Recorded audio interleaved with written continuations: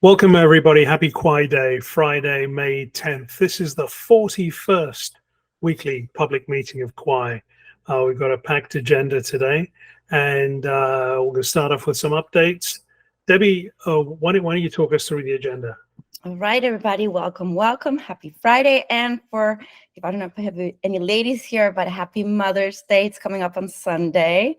So I wanted to wish that, and we'll do it again at the end. But definitely a great another Friday. And today the lightning talk is going to be presented by Markus Petteri Laine, who is going to really talk to us about my data global, I believe. And then we'll follow up with the work groups updates. And then we want to hear the member voices. So if you're hiding, we want to hear from you. Otherwise, Reza will call on you. And so without further ado, Reza, take it away. Fantastic. Thanks so much. Thanks, Debbie. Yeah, happy Kwaai Day. And it's the 41st Kwaai weekly public meeting. It's great that we come together every Friday. It's open to the public, and we talk about the achievements that the movement's made since the last meeting. So we're at about 370 members. I reported that we looked like we were doubling every quarter, probably a bit slower than that, maybe doubling every 15 weeks, every 16 weeks. That's a good rate. And we have ourselves a target of 1,000 members by the end of the year. I think we'll achieve that easily. Some of the other updates, we had our second EMEA chapter meeting. The EMEA group meets every other week. And they meet on the Thursdays. So they have their bi-weekly public meeting on Thursdays. If you're in that region, you might want to get affiliated with, connect with Christian Randieri. He's the director of the EMEA chapter. Things are moving really fast. Later on, I'll give you an update on what's happening in the work groups and the beta program. The adoption that's going on in the beta program.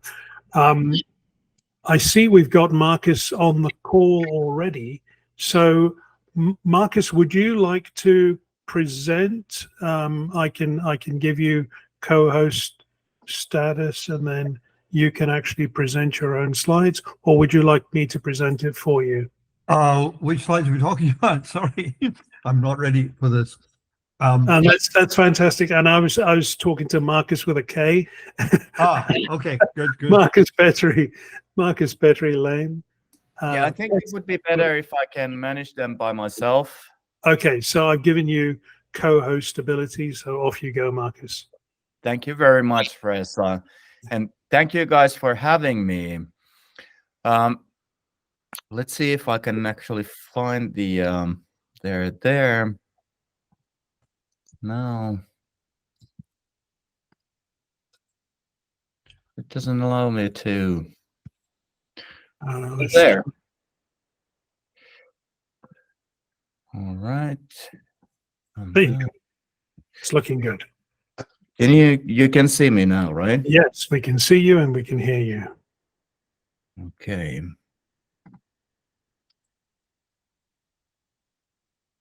Right. So I'm Markus Petteri Laine. I'm calling from Finland, which is in Europe. Some of you might not know. We're one of the Nordic countries and just joined NATO, part of the European Union. We have a kind of a liberal and social democratic heritage, an industrialized, very, very middle-class society. And what we came up with is this My Data global concept as a small movement. It started in the early 2010, 2012 as a part of the open data movement. We wanted to have data as open as possible, but quite soon realized that not all data can be open. there are also privacy issues and business interests and so forth that needs to be protected.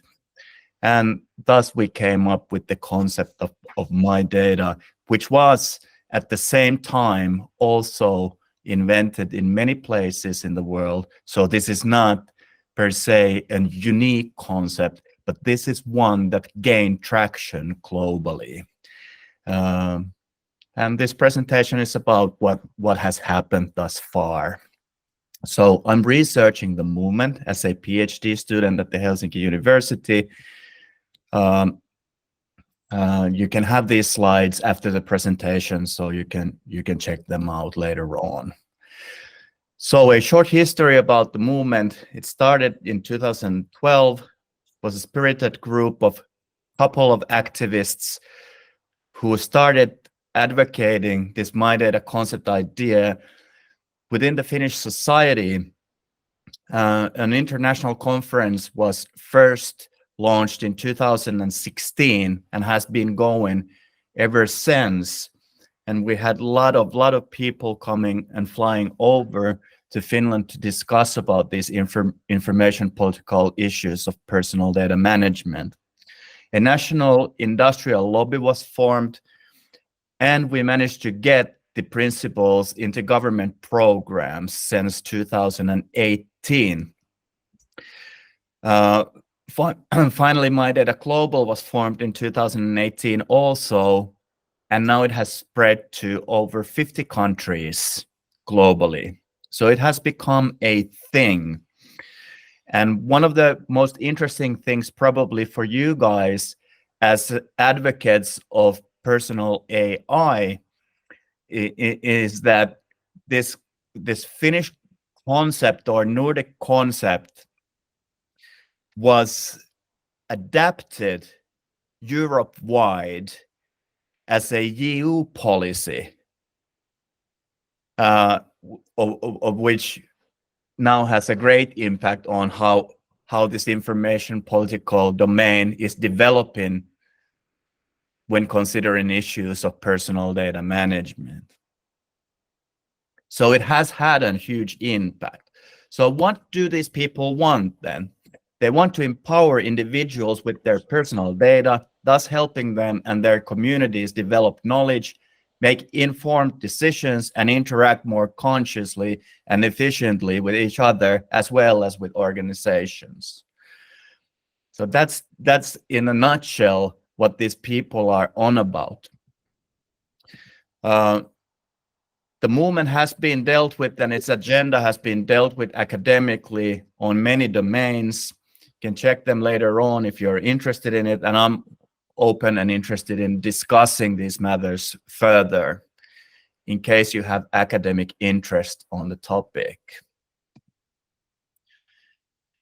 You can check the mydata.org, which is the My Data Global home site, for further information about the operations of the movement. Basically, to make things simple, this movement is advocating the My Data Declaration principles, which were launched in 2018. There are thematic groups formed that take these principles into action, and there are projects, and there are local hubs. In the state side, if I understood correctly, majority of you people come from USA. There are 3 different hubs in New York, in Silicon Valley, and in Los Angeles. Majority of operations is in Europe, but Japan and South Korea especially have been really, really active about taking these principles into action. They have, for example, in South Korea, they have applied these principles to practical use cases for running university hospitals that are huge and very, very advanced. So there are hard empirical cases. This is not just wishy-washy stuff that, oh, we want to do things so right and we want to ride a moral high tide or something like that. That's not at all what this is about. It's more about the practicality of putting the personal data into best possible use sustainably. So in these conferences, there have been approximately 1,000 participants, for example, in 2019 from 40 different countries. You're most welcome to join us when the next conference will be arranged.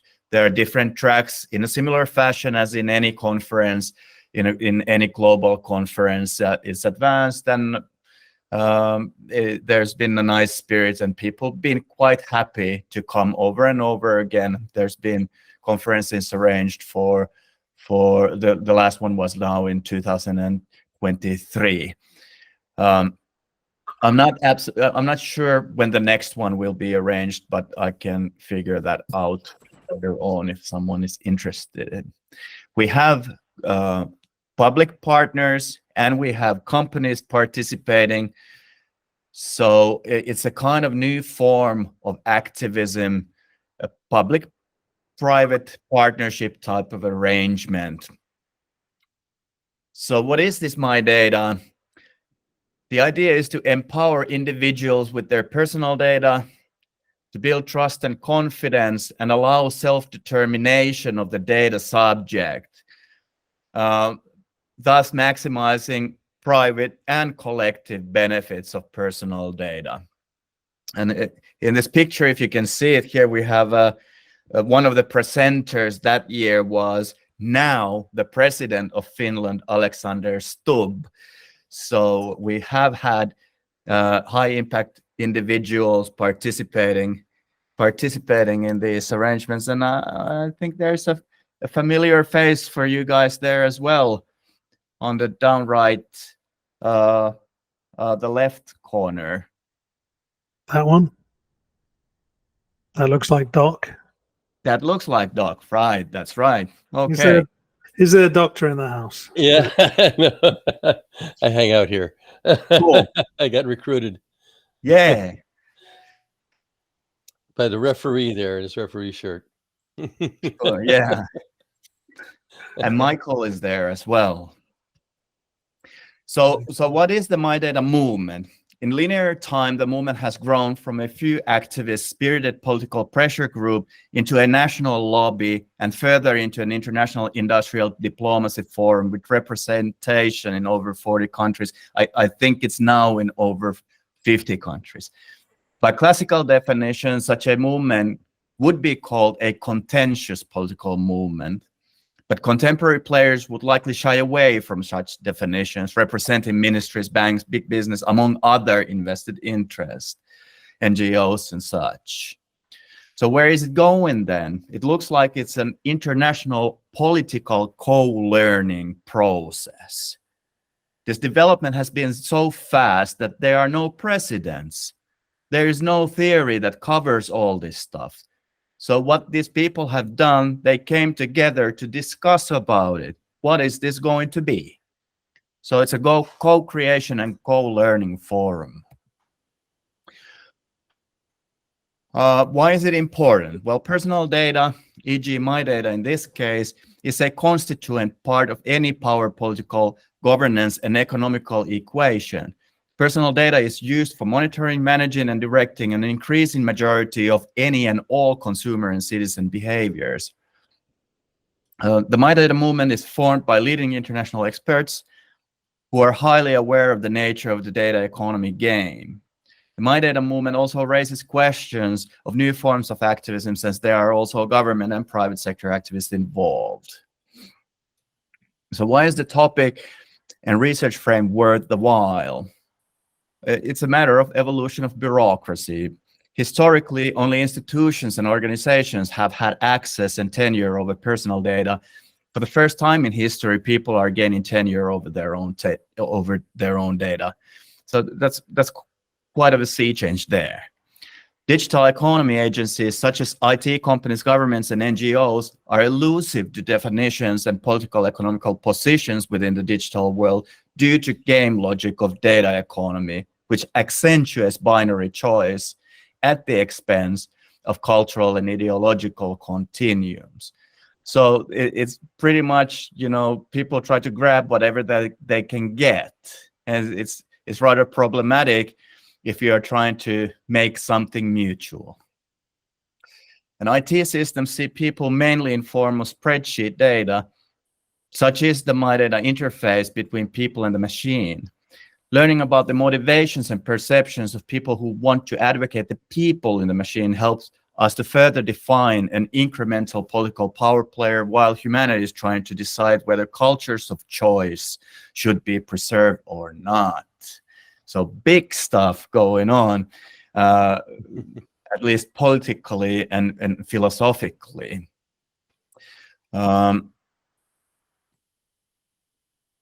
So I've listed here for you guys some of these kind of big topics and how is this My Data scheme tied to it. You can check it by yourselves from the slides. And in case you want to discuss these further, the legal challenges, paradigmatic challenges, and so forth, I'm more than happy to discuss these matters. But I think, Reza, my 10 minutes is pretty much up, and I would like to take a couple of questions in case you would like to ask them. Great. Petteri, thanks so much, Fab. Are you opening up for questions now from everyone? Sure. Yes. Okay. Well, we've got Marcus. Thanks so much. Dave Barry's got his hand up. Dave, unmute yourself and ask your question. Appreciate it. Sorry, I'm on the road as usual during this time, so if the background noise is rough, apologies. Wanted to explore. So my work is combining AI with CT scan data, and wondering how they're handling medical record data as far as images and different formats like that in this process for being able to be handled and accessed by different doctors, different institutions, things like that. How is their view and advocacy set up there? Thank you, Barry, for the question. Or David, would you prefer David? I know that one of the projects involved with this My Data Global Group is dealing with the questions of digital twins in healthcare. And that particular group is really, really active. So you can go to the My Data Global site and find out about the groups and find connections from their contact persons and get involved with them. They are highly advanced. There are big university hospitals involved, and they've got a small budget also to deal with these issues. So they are fully operational. Does this help you, David? It does. As I said, I'm on the road, so I look forward to finding some resources in the Slack channel to be able to follow. So thank you. You're most welcome. And Reza, I think we have a question from Chuck Shukuri, who asks, how do you define the main problem statement for your organization? Wow. First of all, I need to clarify something. I'm not representing My Data Global, even though I'm a founding member. I'm researching them. So when you're issuing the question to me, how I would pose it, I'm not the right person to answer to that question in that format. Okay. Do you get it? So if you want to get my opinion to it, what is the biggest problem for them at the moment? Okay, my answer would be that the problematic thing with this matter as a whole is that there are at least 3 different domains of strategy involved when you're discussing about personal data related issues. If you talk about international relations and nation states, they are dealing with matters of grand strategy, and their perspective and their strategic objectives are totally different than private organizations and small communities or individual citizens. So even though these entangled strategic fields are all playing the same game, they are talking about different worlds. Now, in case you want to find consensus or make sense of this problematic, you need to be able to build a map where these strategic approaches and differences are made known. Because otherwise you'll have a public governance representative talking about their angle that has nothing to do with the private citizen angle, the consumer citizen angle, or the company's angle. Can you see this? Chuck, this was for you. So are you okay with this response? Yeah, thank you so much, Marcus. I now get what you're saying. So I'm still like curious. I know I've seen so many of these people working on data privacy, and I think it's a good thing to do it, and I'm kind of aligned with that. But what I've like you said, you're right. There are so many strategies, so many different type of problems. I would like to see what you think is their problem that they're solving, the My Data group.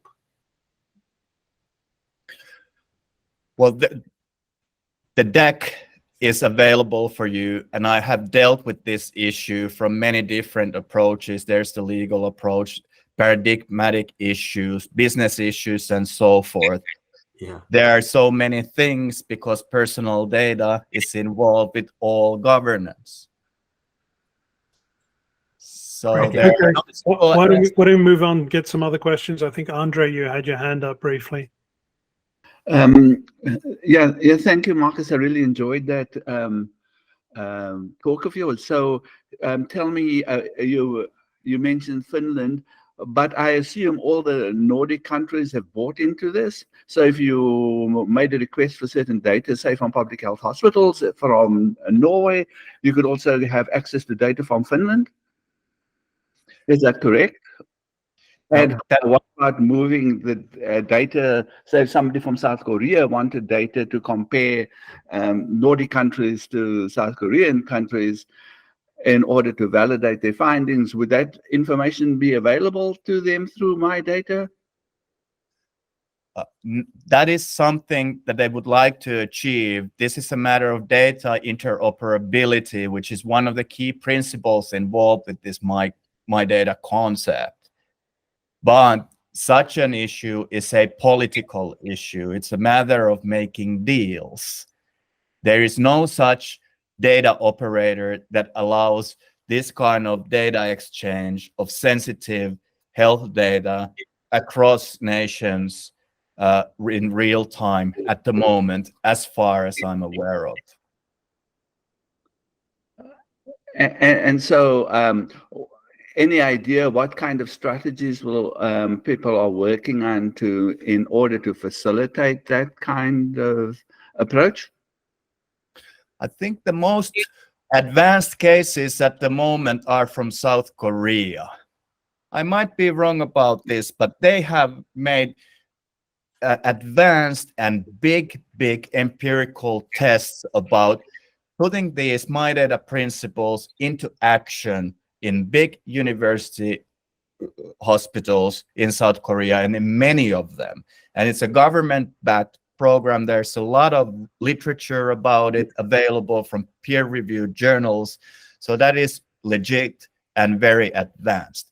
I would look at those if you're interested in finding out more. Yeah, thank you. That's useful information. In South Korea, so the way the setup works in South Korea, that although they're university hospitals, in many instances they are funded by the large South Korean companies, and so there is also an element of copyright for these companies and commercial opportunities. So it's not completely straightforward as one would like to get access to that information. But yes, I'll be really interested in looking at that data. And I would be interested in literature and research that is shedding light on what you just explained, because this is the first time that I hear that there have been complications. I'm not sufficient in reading in Korean, so that must be one explanation why I haven't heard about these critiques. Great. Okay. In the interest of time, I see Zachary. Why don't we make Zachary's question the last one to Marcus, and then Debbie will get us back on schedule. Appreciate that, Reza. I just have it could be a long answer, but just real brief question. And thank you, Marcus, for your time and the presentation and for what you're doing. But I'm interested in your opinion about the EU identity wallet legislation and regulation. You know, briefly, how does that impact your thought process, and what do you think? I'm kind of naively trusting towards this process. Why? Because at the moment, it allows you to use it or not to use it. So it's just an additional feature, and it's at your leisure whether you're going to use it or not. It might make things easier when traveling in Europe, for example. But this is, of course, the situation now, and that might change.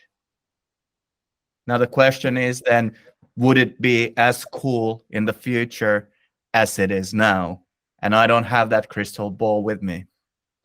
I think that's actually the whole crux of the conversation. How cool is it going to be? Yeah, indeed. But thank you for the question. It's a good one. Excellent. Debbie, get us back on track. Thank you. Thanks so much, Marcus. Thank you, guys. Thank you so much. Thank you. Right. Reza, please lead us with the updates for the week, and we start with the beta work groups.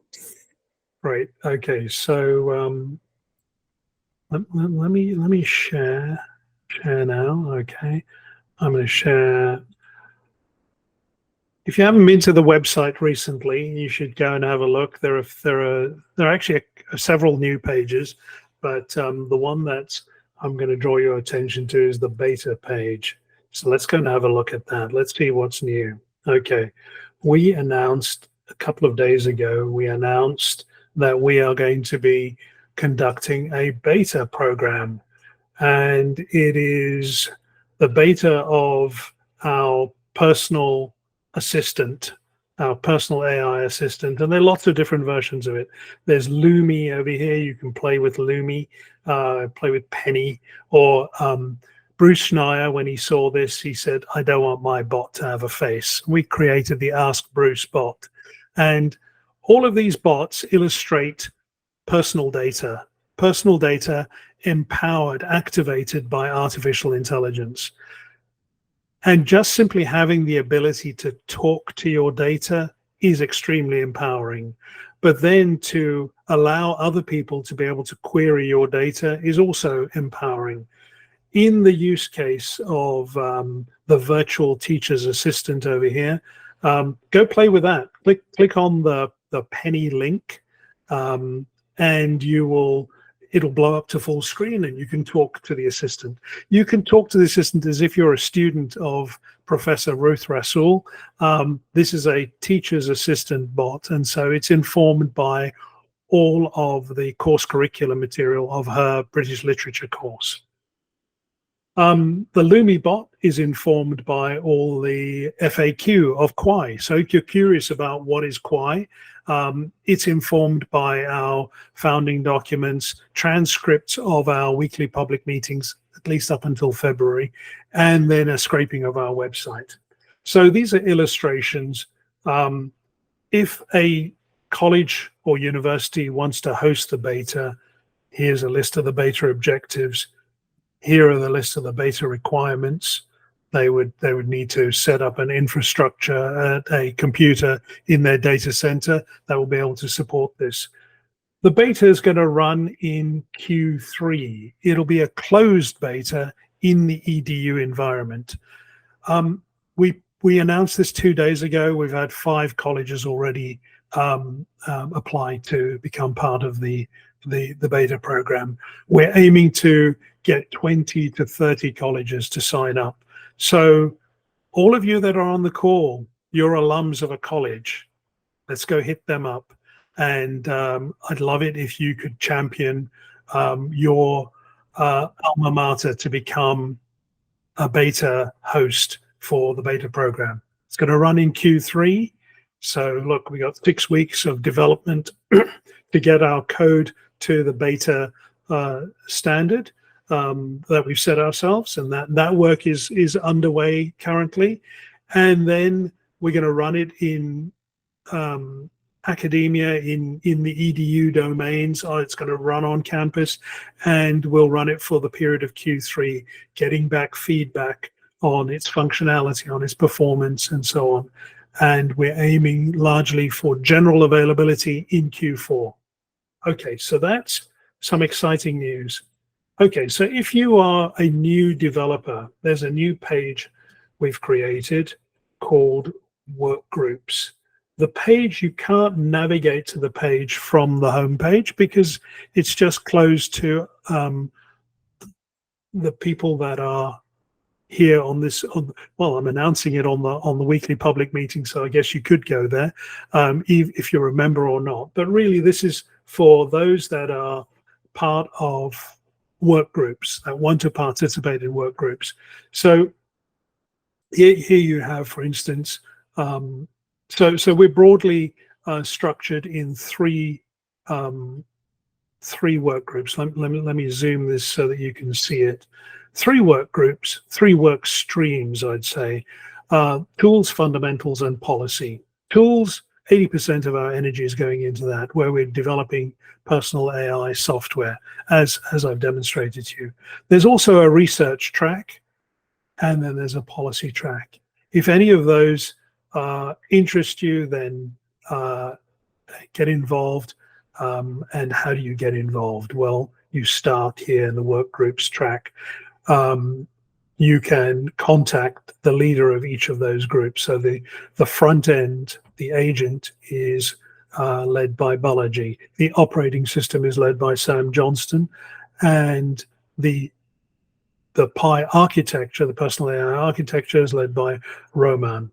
And here are the GitHub repositories. Here are demos. Here's the calendar to the work group meetings, and they're going to fill in links here to the issue backlogs, but normally you go to them for the issue backlogs.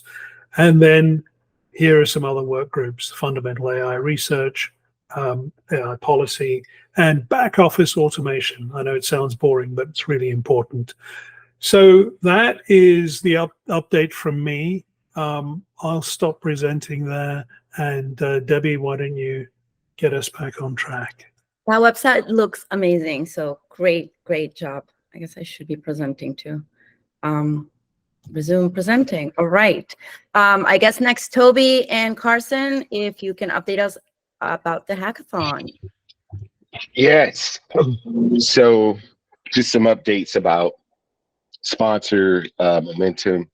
So ladies of UX, want to say thank you to the ladies of UX of Atlanta, the BM Fund, Rachel Wilson, Full Stack Product Managers, Manifold Ventures out of Chicago, Jack B, Luma Labs in Seattle, dzane.io has agreed to sponsor the Kwaai website. So they're waiting for us to get them some wireframes, and they will get us a brand new shiny website.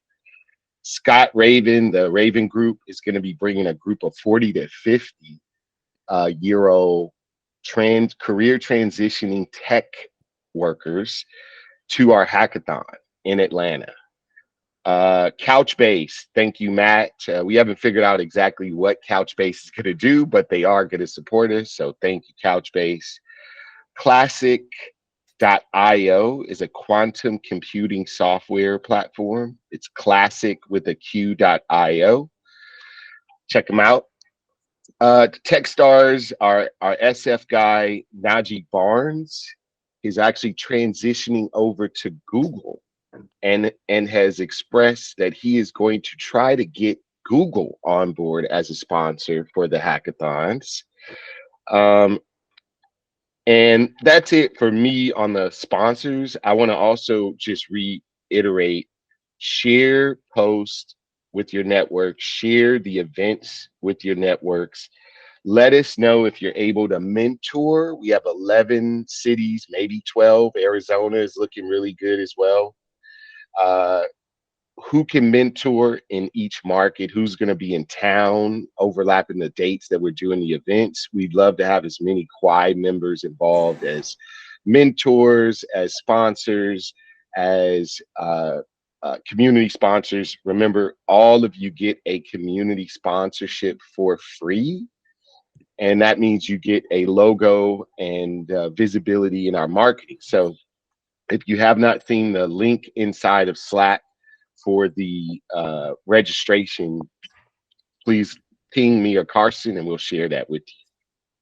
Yeah, I see we have a couple of questions, and just before we take those, I want to circle on, because I know there may be a few new people here and folks who've heard the term hackathon before and may not have quite a picture in their mind of what we're talking about. But let me just draw you really quickly, and you can look at the Pipalooza website to get a little more idea. But a hackathon is generally where people get together and try to create something from scratch to a product, a minimal viable product, a business plan, a pitch, a working app, like whatever they want to do in a time period of time, working with a team in competition with other team for cash prizes to get meetings with people, services. Like people will donate all kinds of things as sponsors that these developers and product creators want to get their hands on. So it's a win-win for everybody. People are looking to skill up or show their capability in the world.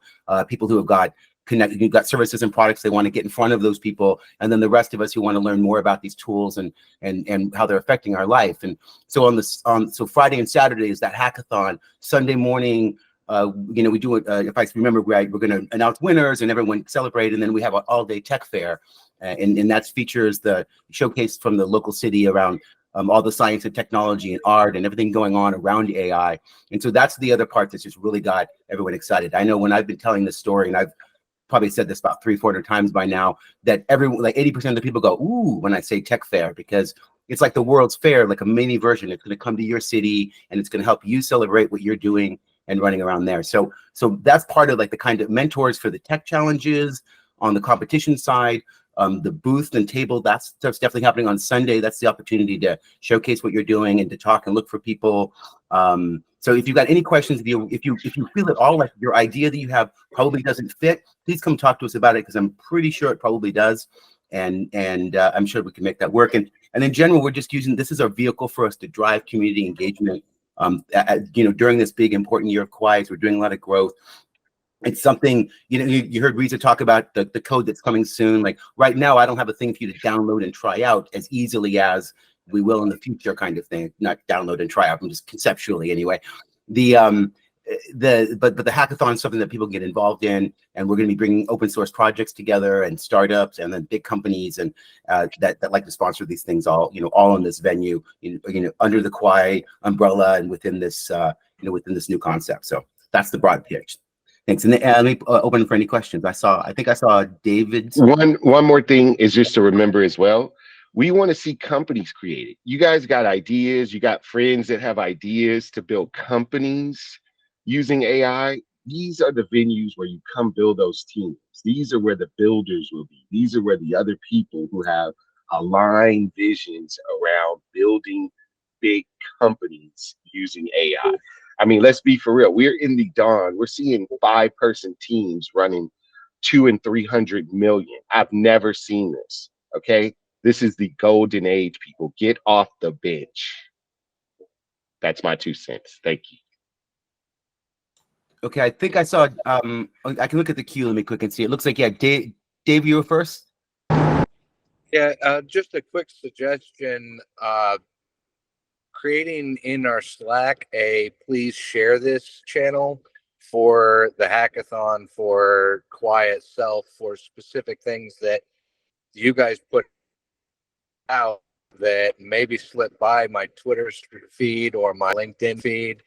If there was a specific channel of, hey, this is stuff we'd like you to share, I'd be able to share all of those things. So just a suggestion. Another option is, since we also have the meetings channel, we could put those things in the meetings channel and put like a please share tag on it, so that if you wanted to go see what was happening about meetings, you could come to that one channel, and like kind of everything would be bundled together. So, but some version of those are pretty good. Good suggestion. Do you mean sharing on social media? Is that what you're talking about? Oh, sorry. Go ahead. Research. Yeah, that's what I was saying, is a social share. If you guys are going to put out a Twitter post about the hackathon, or you're going to put out a LinkedIn post about some event that Kwaai is doing, or some partnership that we've gained, I'd love to share that stuff. But my feeds are very active, and I have thousands of followers, so I don't see things unless I'm specifically tagged. So having a spot where I can just check and see, oh, hey, here's the latest post that you guys would like to have shared, I'll make sure I share that out. Okay, we'll do. And can we? And so let me just. Oh, sorry, Reese. I was just trying to move on. No, that was carry on. Carry on. Yeah. So I saw James's hand was up as well, and a couple other hands were raised and went down, and maybe that's because we answered your question already. But don't be afraid. James, go ahead. Yeah, hi, mine is brief, gentlemen. I'm with Toby and Carson and others on the hackathon team. I did want to mention that we're also looking for recruiters of all kinds, in that, as Toby mentioned, this is a completely new field. So recruiters are there as they're trying to craft the landscape. We want to be looked at as a channel of what kind of skill sets, whether it's older workforce that's reskilled towards this, or newer workforce that's trying to figure out what are the kind of technologies that they should be looking at. And in regards to what Dave said thematically, we need to be clearer that from the PAI, personal AI point of view, the kinds of sectors that we believe that this touches. A lot of people just are still not getting how many sectors, whether it's legal, accounting, entertainment, whatever, this particular technology as your own personal assistant covers a range of sectors that, a lot of professionals today are still quite clueless about. So I want to challenge all of us to contribute that material to us so we can funnel it out and get a widest range of participants as possible at all sides of the platform. Thank you.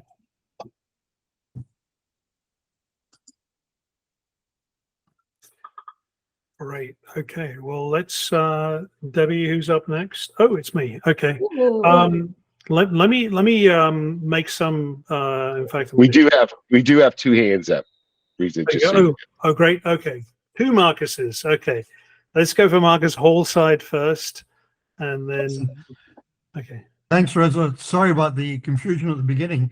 Listen, when we're talking about the groups in Slack, I would like to suggest that we subdivide them a little bit more. For example, the policy group.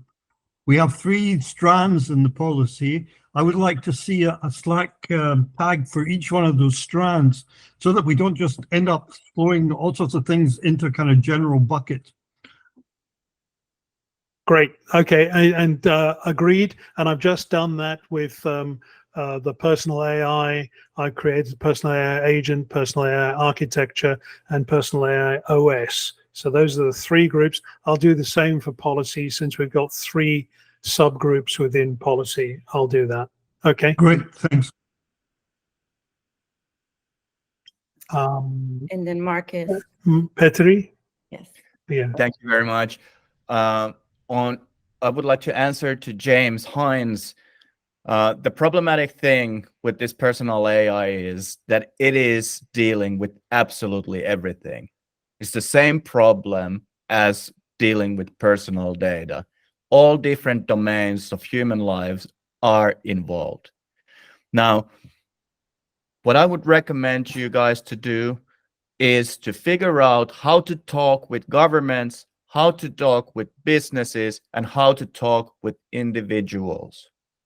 All of these 3 dimensions, strategic futures, are entangled and intertwined. There won't be one without the other. All of these need to be considered at the same time, but they all want to hear a different story, a different thing. If you can give them the stories and align them, knowing all of these 3 facets, you're on a bullet train moving forward. Okay. That's sage advice. Thank you so much, Marcus. Thanks. Okay, get us back on track. Shall I go next, Debbie? Yes, you may. And Sure. then we're going to hear from our members. Great. Okay. I just want to share a quick screen. Share now. There we go. This is kind of on behalf of Balaji. Balaji is on jury duty, so he's going to be out for at least a couple of weeks. And if you go to GitHub, no membership required, you can go and access the source code for the agent. This is the code we've demoed to you. Here are the instructions. Here is a demo. Here are the instructions to go and install it yourself and run it. One great way of getting involved with the code is actually going through and going through this exercise and setting it up and installing and getting to the same point where we are in the demo. So I'd urge you all to go and try that. I think maybe a half a dozen people have gone through this exercise and shown that they can reproduce the same talking RAG bot that Balaji has presented. So this is available. It's on GitHub. Go and look it up. The link to it is also in the work groups, but you should be able to find it, and you should be able to find where the code is. Similarly, the operating system code, I know Sam is coding furiously on that. Plus, he's got a few other collaborators on there. If your inclination is to work on the front end, go hit up Balaji. If your inclination is to work on the operating system, hit up Sam Johnston. If you want to work on the theoretical architecture, then Roman is the right guy to go to. Okay, stop presenting there. And I think we got a reasonably good update already from Toby on sponsors, so I'll miss that. Why don't we go straight to members' voices? All right. New members. Hey, one thing is we are looking for donors. I know we didn't have much on the funding, but if you have a rich uncle or if you have had a liquidity event in your life recently, Kwaai is a 501c3, and we will happily help you take that money and do something good with it. So thank you. Please remember, we are fundraising, everybody. We need donations to keep the ship going. So please, every dollar counts. No dollar. I tell sponsors, no dollar amount is too small. I'll take $1 or $1 million. I'm taking Toby to Chrissy's to, like, you know. All right. Okay, thanks so much. Reza, you want to help me out here? Just yeah. So the new faces. Look, hands up if you're new to Kwaai and you've not spoken yet. It'd be great to hear your voice. Alphabetically, I see Abu has just joined. So I'm going to hit on you. Rhiannon. Yes. Okay. Abu goes first and then Rhiannon. Hi, everyone. Can you hear me right? Yes. Yeah. Nice to meet you. Like, you can just call me Abu. I'm based in Tokyo, but originally from Algeria. I live in Japan like for 10 years. And I'm building a startup called Data Insta.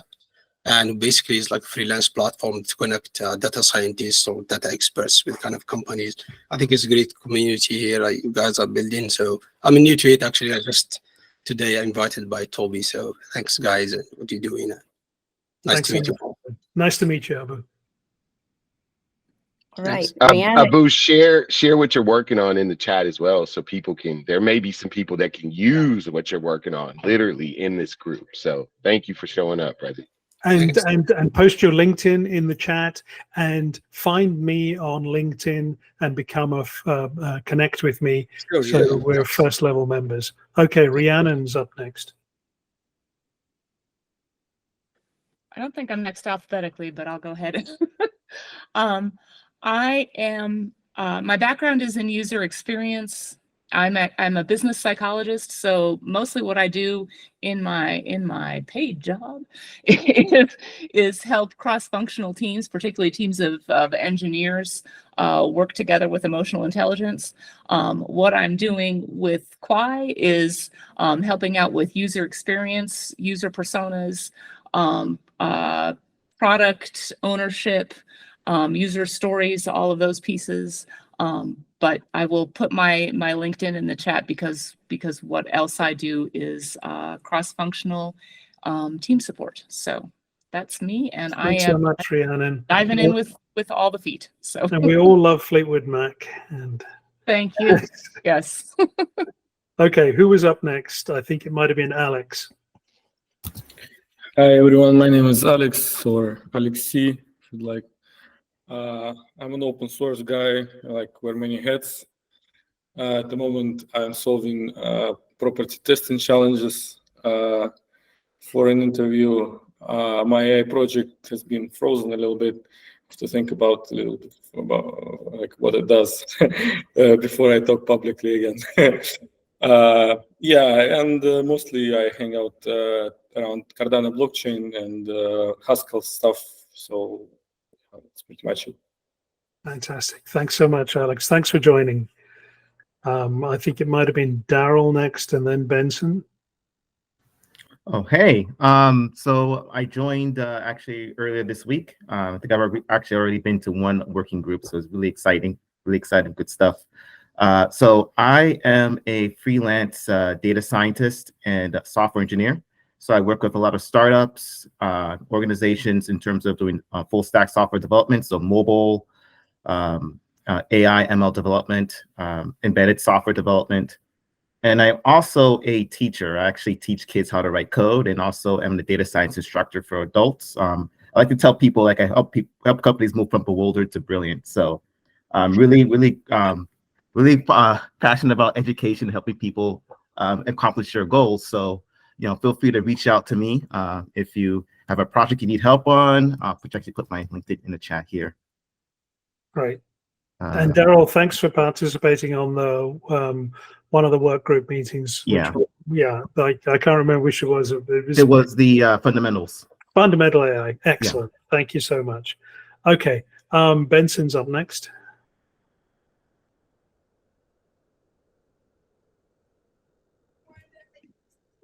Hello, and great to be here. I connected with Reza at a personal AI event call out from Doc and others, and at the VRM project, and so yeah, just been impressed with the organization, the marketing, the messaging, and also the teamwork and the kind of the shared purpose of making this work for more people. And so I've been a data scientist, I've been a product owner, I've been a solutions architect, and then I've just been really interested in how do we make technology more accessible and more local for people, and so that's got into the Web3 for a bit, and ultimately realized that's just a decentralized cloud of what blockchain is to some degree.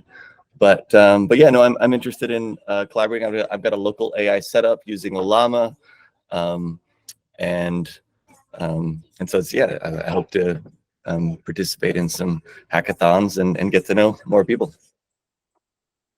Great. Thanks. Thank you so much, Benson. Okay. Anyone else? We're gonna call you. If you don't. I saw Lisa Blackwell. She introduced herself in the chat. Lisa, do you want to say hi, or do you want to?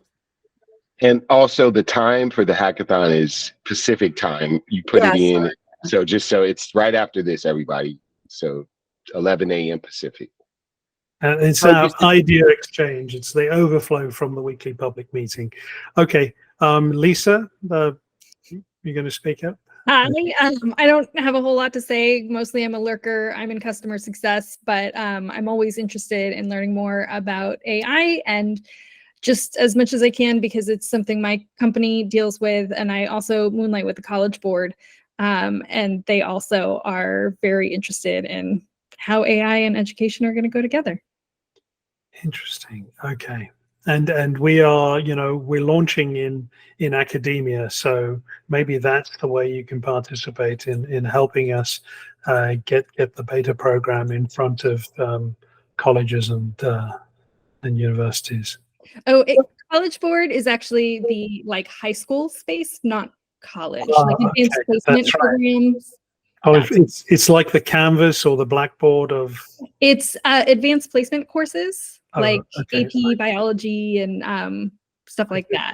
So it's a high school program. We should think of maybe the beta program extending to high schools. Do you think that'll make sense, or do you think it's possibly? Possibly. Okay. Well, They're we'll pretty think about IT resource starved, so if we can't, we're gonna need to offer IT resource info for that, just as a note. Sure. Okay. All right. Look, Thank you, Lisa. we've got 4 minutes. Oh yeah, good point, Brian. Okay, we have 4 minutes. Let's just go for a wrap up here. I got a few things to say, and it's about the nature of community, and it's about the nature of this particular community and how we're going to discuss thorny issues about our strategy and our governance. The sort of conversations that typically happen just in a C-suite. Amongst a very few people. They're not discussed widely or in public. Here's where I'd like some input from various people.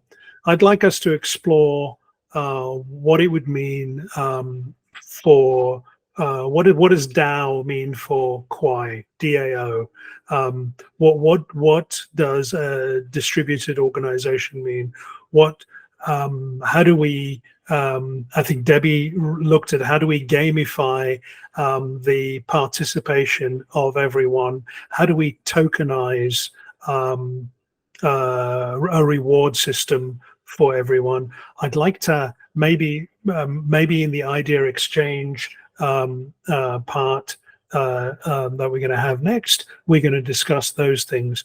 We're also exploring community inference, a community inference platform that's bringing the AI down from the cloud and to run at the edge in community infrastructure. So it's those ideas that I think we should spitball on and hack on in the next session, which will start in a couple of minutes.